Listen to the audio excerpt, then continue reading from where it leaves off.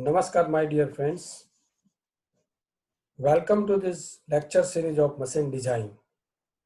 Now, in this subject, you have to study the different topics like gear design, in which the different gears, spur gear, helical gear, bevel gear, and worm gear, and design of a speed reducer gearbox, design of a different types of the bearings, and design of IC engine component, and design of EOT crane. Okay. Now, first of all, we are going to start this topic gear design. So in this lecture, we will study the introduction of the gear design. Okay. So the content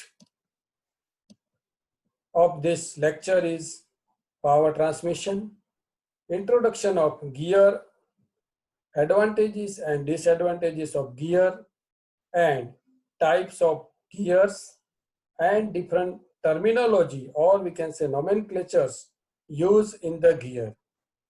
You have already studied in the subject theory of machine about the different types of the gears and the terminology used in the gears.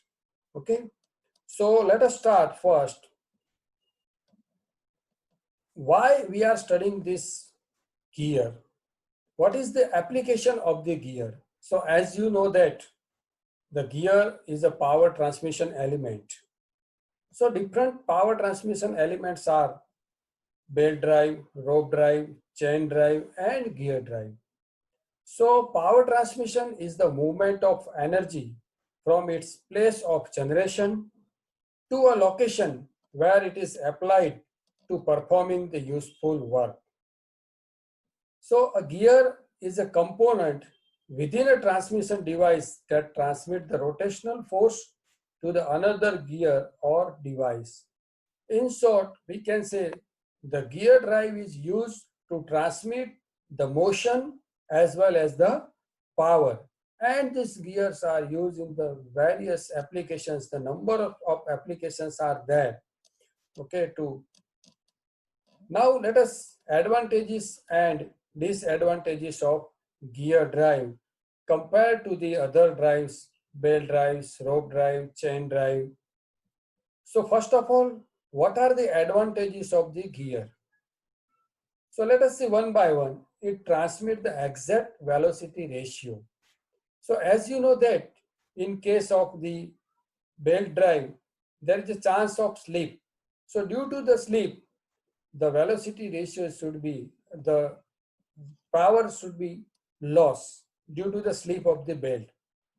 But here in case of the gear, the chance of the slip is very, very less. So we can say it transmits the exact velocity ratio, or we can say there is no slip in case of the gear drive. So it transmits the exact velocity ratio. It may be used to transmit the large power with the help of the belt drive or the rope drive or the chain drive. We can transmit the medium to the moderate power. But if you want to transmit the large power, so for that you have to use the gear drive. So we can say with the help of the gear drive, we can transmit the large power. It has high transmission efficiency. We know that the chance of the slip is very, very less, or we can say the slip is zero here in case of the gear drive. So therefore, its transmission efficiency is more than the belt drive and chain drive or the rope drive. It has reliable service. It has compact layout. The space required compared with the belt drive and chain drive, the space required for gear drive is less. Or so we can say it has the compact layout and it occupy the less space. Now there are some disadvantages, or we can say the limitations of the gear drive. The manufacturing cost of gear is high since the special tools and machinery is required to manufacture the gears. The special tools like hobbing, millings are required and the precision work is required. So therefore, compared to the belt and chain, the manufacturing cost of gear is high. Maintenance cost of gear drive is high due to the lubrication requirement. For the gear drive, the constant lubrication is required. If we do not use the lubrication, so there may be a problem of wear, and due to that wear, the gear may be failed. So the constant lubrication is required. That's why we can say its maintenance cost as well as the operating cost for the gear drive compared to the belt is more. The error in cutting teeth may cause the vibration and noise during the operation. As we know that the precision work is required for the manufacturing of the gear. Okay, if there is any error in cutting the gear, so due to that error, when the two gears are in matching, at that time, due to that cutting error, it causes the vibrations, and due to the vibrations, it creates the more noise, and due to that vibration, its efficiency may be less, and the gear may be failed. So the precision work is required to manufacture the gear. It requires precise alignment of shaft. Okay, to matching gear, the alignment of shafts, it should be precise. Due to the misalignment of the shaft, also it creates the vibration and it creates the noise. So for the gear drive, the precision alignment is required. You know that in case of the belt drive, slight misalignment it can take, or it can adjust automatically slight misalignment. But here in case of the gear drive, the misalignment is not permissible. So the precise alignment of shafts is required. Now the different types of the gears, or we can say the classification of gears. So the gears are classified by the different ways, in which first, according to the position of axis of shaft, in which first is the parallel shaft gear. So in parallel shaft gear, there are three different gears: spur gear, helical gear, and rack and pinion. Second one is the intersecting shaft. Okay, when the shafts are intersecting with each other, so in that case the bevel gear. And the next one is the non-intersecting and non-parallel.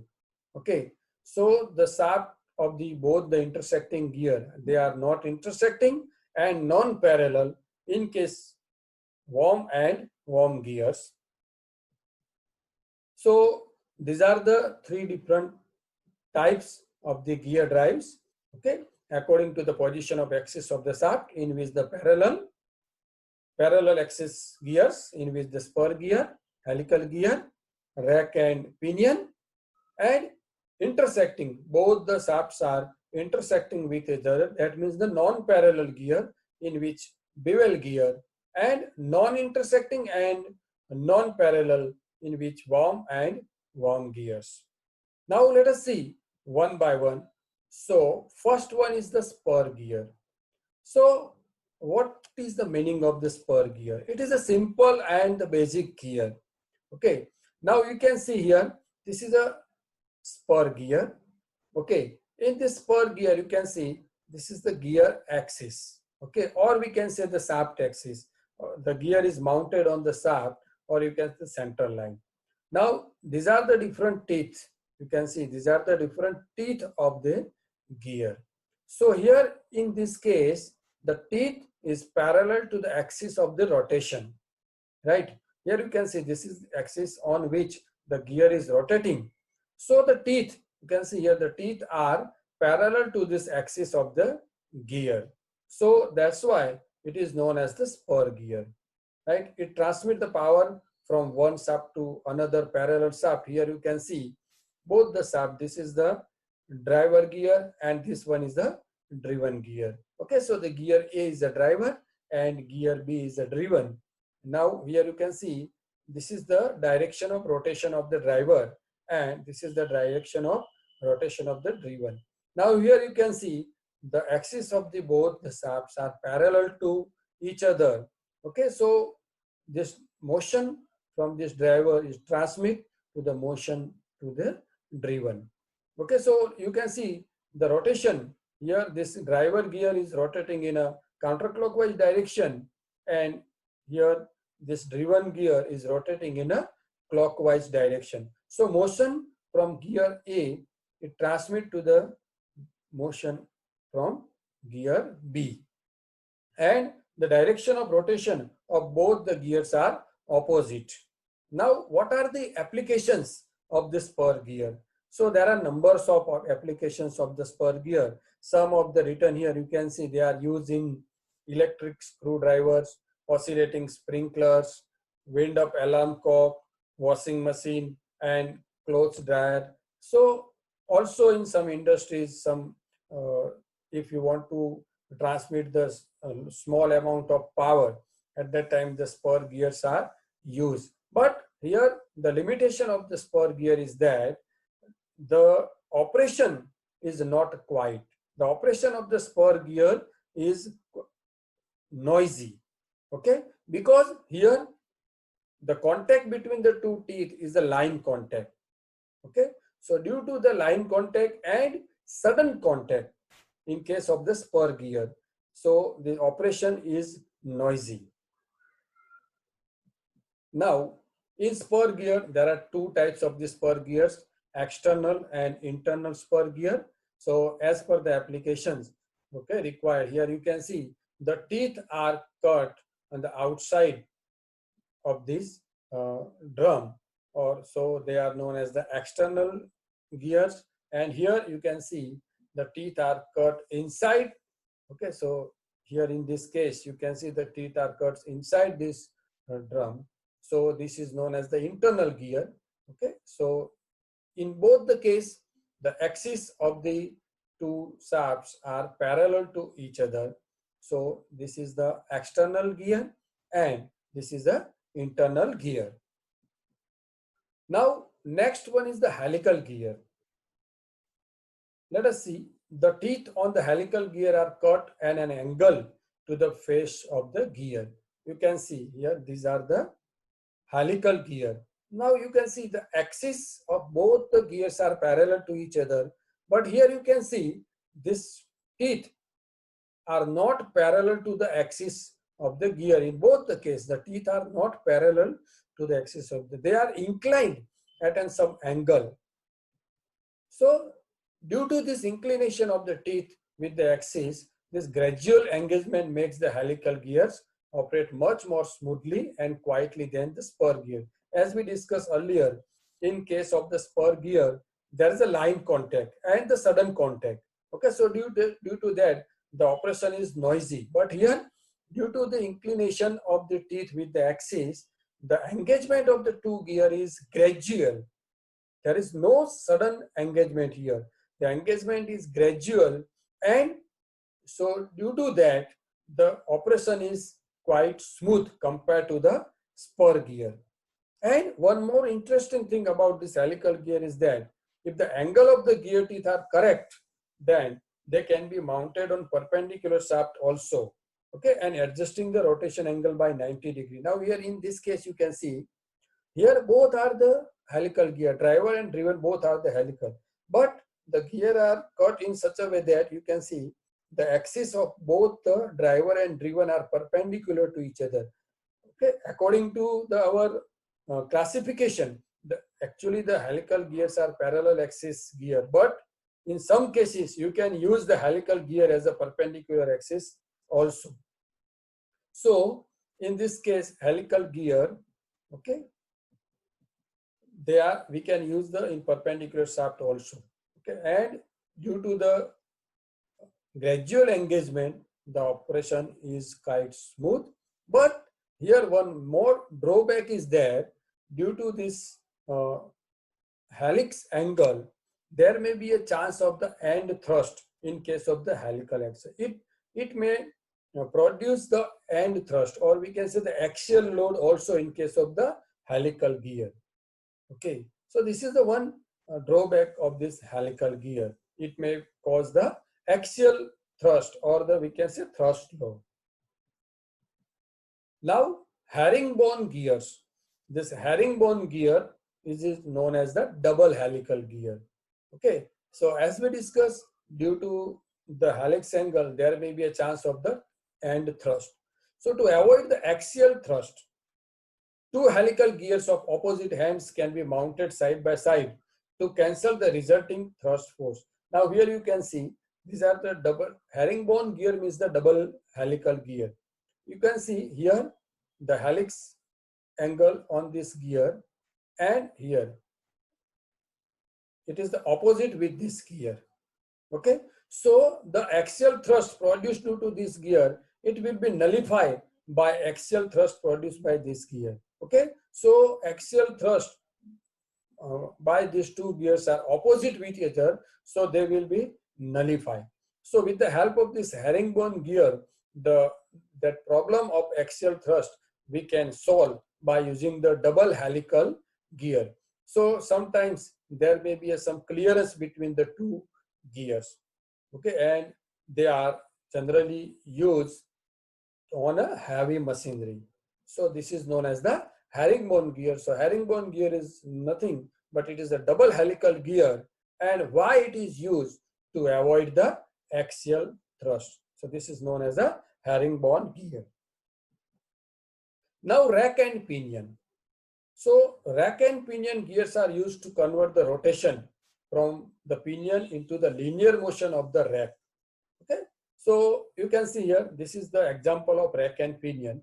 So this circular gear is known as the pinion, and this gear is known as the rack.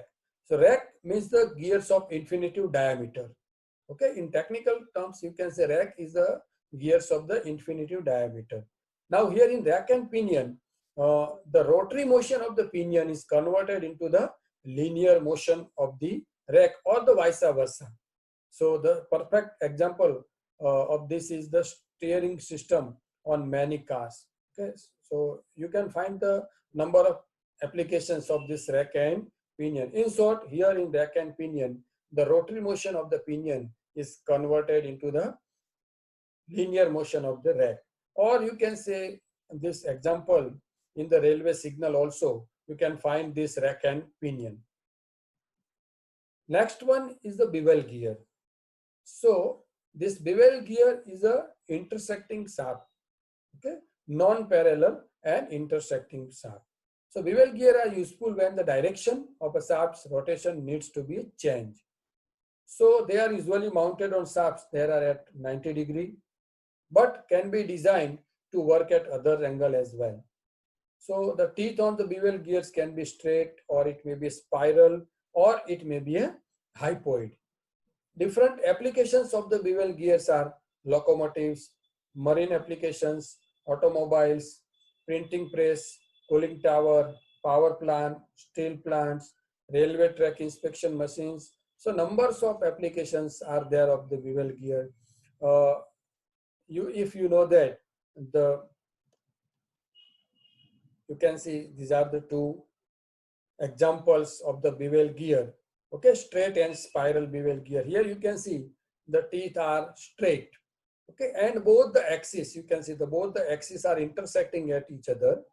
So, and here you can see the teeth are the spiral bevel gear. Okay, here in this case, these are the teeth are straight. So the line contact between the two matting teeth, and here there is a point contact between the two matting teeth. So the operation of this spiral bevel gear is quite smooth compared to this bevel gear. Okay, so this is known as a bevel gear, and the bevel gears generally used in the differentials of the automobile. Okay, if you see the differential of the automobile, any truck or bus, so in that differential, the bevel gears are used. Now worm and worm gear. So you can see the worm gears are used when the large gear reduction are needed, and it is common for worm gears to have the reduction of 20 gem 1 and even up to the 300 gem 1 or greater. Okay, if you want the speed reduction from 20 rpm to 1 rpm up to the 3 rpm to 1 rpm. Okay, so 300 rpm of driver is converted to the 1 rpm of driven. Okay, so in this worm and worm gears, this is known as the non-parallel and non-intersecting. Here you can see this part is known as the worm wheel and this part is known as the worm. So you can see the axis of this worm and axis of this worm wheel. So both the axes are non-parallel and non-intersecting with each other. So they have, many worm gears have an interesting property that no other gear set has, and the worm can easily turn the gear, but the gear cannot turn the worm.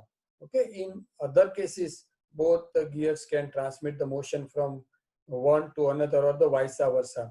But here in some case the settings are that only worm can transmit the motion from worm to the gear, but gear cannot transmit the motion from gear to the worm. And these worm gears are used widely in the material handling and transportation machinery, machine tools and automobiles. So if you want to the large speed reduction at that time, this worm and worm gears are known. Okay, so this is, you can see this part is known as the worm and this part is known as a worm wheel. Now most important thing is different the nomenclatures of the spur gears. You can see here the gear teeth are there and the different nomenclatures are there. Okay, so you have to understand different parts, different terminology of the gear. Okay, so you can see here this is the gear tooth and this upper portion. Okay, this upper portion is known as the face of the gear and this portion is known as the flank of the gear. Okay, and for this tooth, this part is known as the top land. Okay, now let us see one by one. First one is the pitch circle. So it is an imaginary circle on gear by which the pure rolling action would transfer the same motion and power as the actual gear. Okay.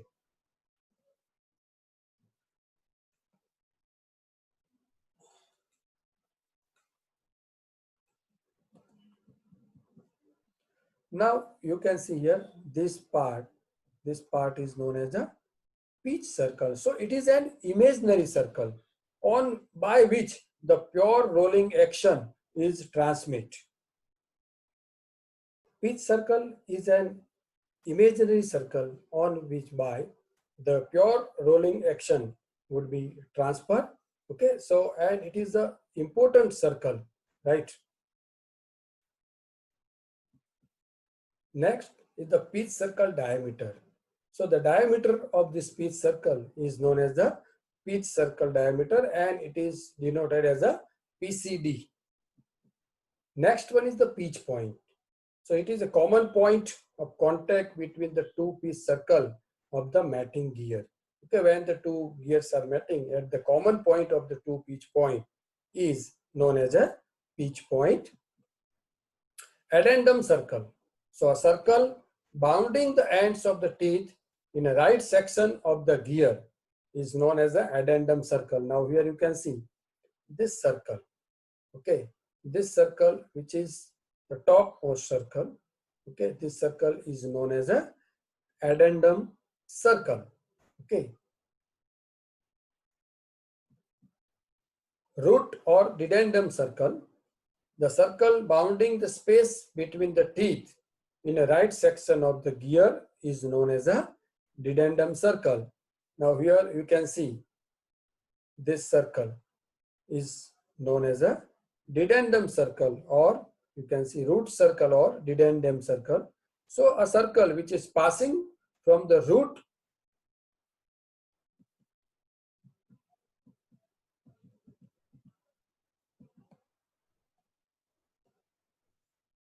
from the root of the tooth is known as the root circle or dedendum circle, and a circle which is passing from the top of the tooth, this is known as the addendum circle. Addendum. The radial distance between the pitch circle and the addendum circle is known as a addendum. Now here you can see this part. The radial distance between the addendum circle and pitch circle is known as addendum. Dedendum. The radial distance between the pitch circle and the root circle is known as a dedendum. Here you can see dedendum. The radial distance between the pitch circle and a dedendum circle is known as a dedendum. Clearance. The difference between the dedendum of one gear and the addendum of the matting gear is known as a clearance. Now you can see here, this part is the clearance. Okay, so you can see this is the difference between the addendum of one gear and dedendum of its matting gear. So this difference is known as a clearance. Then face of the tooth, that part of the tooth surface laying outside the pitch surface is known as the face of the tooth. Okay, so this part is known as the face, and this width of this face is known as a face width. Flank of the tooth, so this part is known as the flank. Circular thickness, also called the tooth thickness. So the thickness of the tooth measured on the pitch circle, and this is the length of an arc and not the length of a straight line, is known as the circular thickness. Now you can see this portion, this length of arc, okay, on PCD, on pitch circle diameter, is known as the tooth thickness. Tooth space, pitch diameter. The distance between the adjacent teeth measured on the pitch circle is known as a tooth space. So this distance between the two teeth is known as a tooth space. Backlash, the difference between the circle thickness of one gear and the tooth space of the matting gear is known as a backlash. Okay, so the difference between the two teeth, okay, is known as the backlash. Okay. Circular pitch, it is denoted by PC. The width of tooth and a space measured on the pitch circle. The width of the tooth and a space is known as the circular pitch, PC. Okay, so you can see here the distance from this point to the same point of the next tooth is known as the circular pitch, and it is denoted by PC. Okay, it is measured along the pitch circle. So this distance is known as a circular pitch. And circular pitch is given by PC is equal to pi d. Pi d is the circumference of the gear, and n is the number of teeth on the gear. So circular pitch PC is equal to pi d by n. Diametral pitch, it is denoted by PD, a number of teeth of a gear unit pitch diameter. The diametral pitch is by definition the number of teeth divided by the pitch diameter. So PD is equal to n by d, where n is the number of teeth and d is the pitch diameter. Module, most important in gear, and all the gears are specified by the module. So pitch diameter is divided by number of teeth is known as the module, and the pitch diameter is usually specified in inches or millimeter.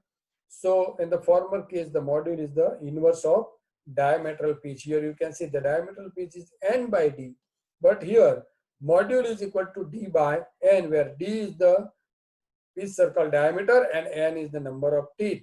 So the unit of the module is millimeter here. And all the gears are specified by module. Then pressure angle, or we can say the angle of obliquity. So it is the angle between the common normal to two gear teeth at the point of contact and common tangent at the pitch point. Okay, so pressure angle, it is denoted by phi. So it is the angle between the common normal of the two gear teeth at the point of contact. Okay, if we draw the common normal at the point of contact of two mating teeth, okay, so the angle between that common normal and common tangent at the pitch point. Okay, the contact between the two pitch circle is the pitch point. So that angle is known as the pressure angle, and it is the most important terminology. Okay, and we have to understand about this pressure angle. So these are the different terminology used in the gear. Okay, so in our next lecture we will learn about the different types of the gears and design of the gear. So thank you very much. I hope now you can understand very well. Thank you.